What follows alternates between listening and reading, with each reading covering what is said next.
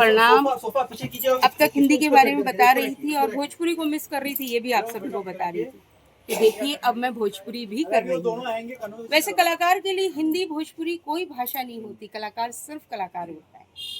और मैं ये अपने एक अच्छी कलाकार से बात करवाती हूँ आप लोग की। बताइए रानी जी कि कलाकार के लिए कोई भाषा है?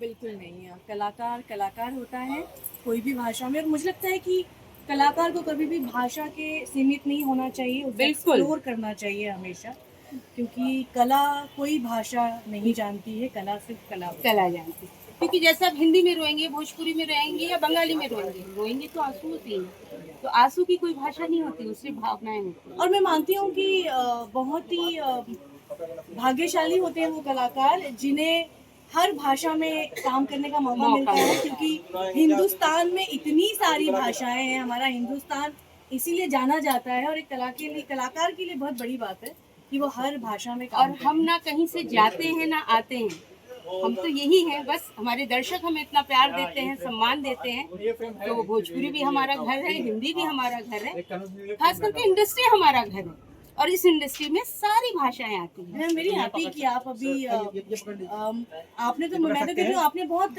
लेट एंट्री मारी है हिंदी में। आपको बहुत पहले ही कर लेना चाहिए था ये चीज, लेकिन कोई नहीं, भोजपुरी में बहुत व्यस्त थी तो नहीं कर रही थी। अब कलर्स में मौका मिला। और इसे एक बात और बता दूं कि हम लोग तो पहले हिंदी से ही आए हैं। यस, एक्चुअली मैं तो हिंदी से ही आई हूँ, हिंदी फिल्मों से ही आई हूँ, बाद में भोजपुरी में आई। तो हिंदी फिल्मों की प्रोड्यूसर थी नीलम जी भाई। पहली बार रानी मुझे मेरी फिल्म में मिली थी, इतनी सी छोटी सी प्यारी सी शूटिंग देखने गई थी।